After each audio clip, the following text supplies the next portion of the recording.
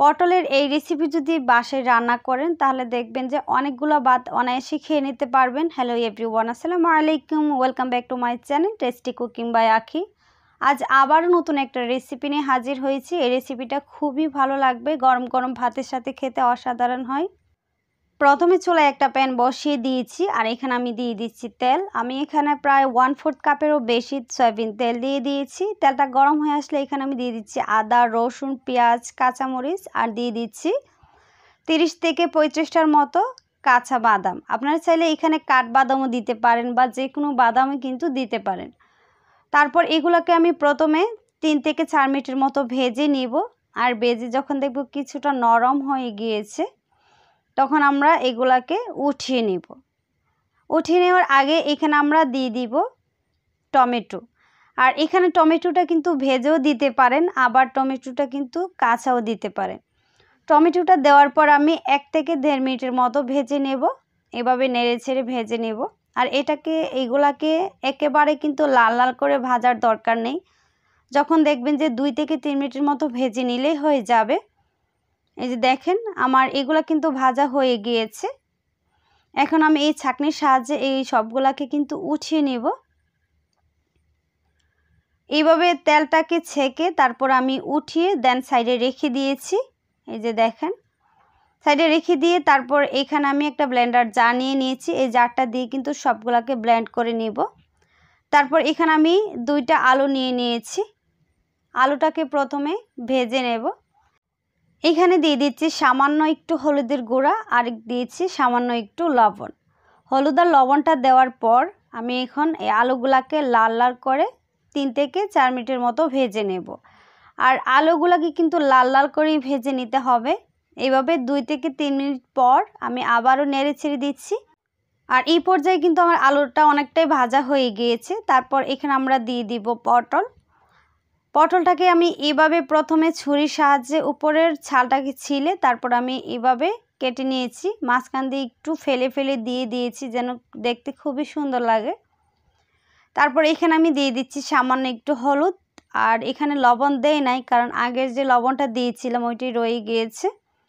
দেওয়ার পর আমি নেড়ে ছেড়ে ভালোভাবে মিশিয়ে নিচ্ছি। মিশিয়ে নেওয়ার পর এগুলাকে আমি 3 থেকে 4 মিনিটের মতো প্রথমে ভেজে নেব।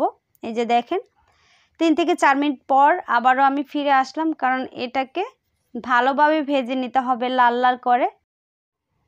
এই যে দেখেন এভাবে পটলগুলোকে লাল লাল করে ভেজে নিয়েছি। তারপর একটা ছাঁকনির সাহায্যে আমি এখানে পটলগুলোকে উঠিয়ে নিব।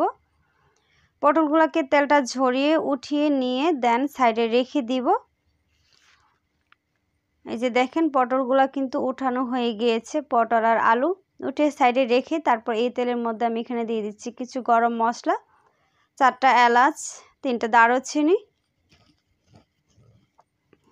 দেওয়ার পর এগুলোকে আমি কয়েক সেকেন্ডের মতো ভেজে নিয়েছি। ভাজা হয়ে গেলে তারপর এখানে আমরা দিয়ে দিব সেই পেস্টটা, যেখানে পেঁয়াজ, রসুন, আদা, তারপর বাদাম, কাঁচামরিচ সবগুলা ছিল, ওই সবগুলাকে ব্লেন্ড করে এখানে দিয়ে দিয়েছি। তারপর এখানে আমি দিয়ে দিচ্ছি ব্লেন্ডারটা ধুয়ে কিছুটা পানিটা দেওয়ার পর নেড়ে ছেড়ে ভালোভাবে মিশিয়ে নিয়েছি। আর এখানে দিয়ে দিচ্ছি স্বাদ মতো লবণ, 1/2 চা চামচ হলুদের গুঁড়া, 1/2 চা চামচ ধনিয়ার গুঁড়া, 1/2 চা চামচ জিরার গুঁড়া আর 1/2 চা চামচ দিয়ে দিচ্ছি মরিচের গুঁড়া। দেওয়ার পর এই মশলাটাকে ভালোভাবে মিশিয়ে নিব। একটু টাইম নিয়ে কিন্তু এই মশলাটাকে ভালোভাবে মিশিয়ে নিতে হবে।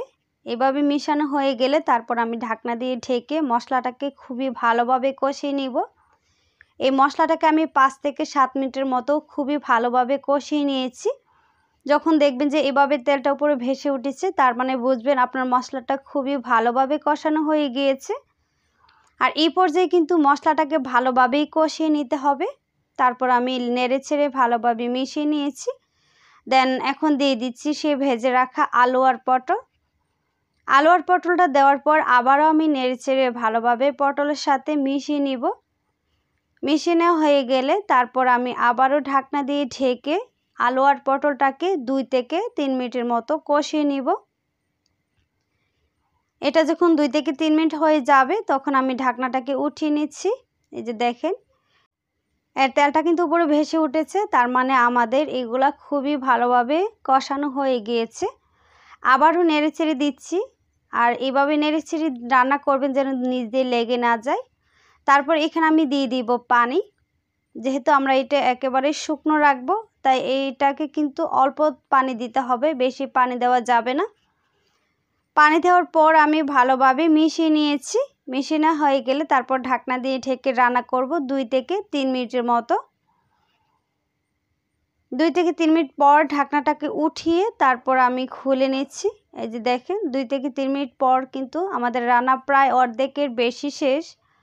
আর এগুলো কিন্তু খুবই ভালোভাবে সিদ্ধ হয়ে গিয়েছে, একেবারে নরম হয়ে গিয়েছে।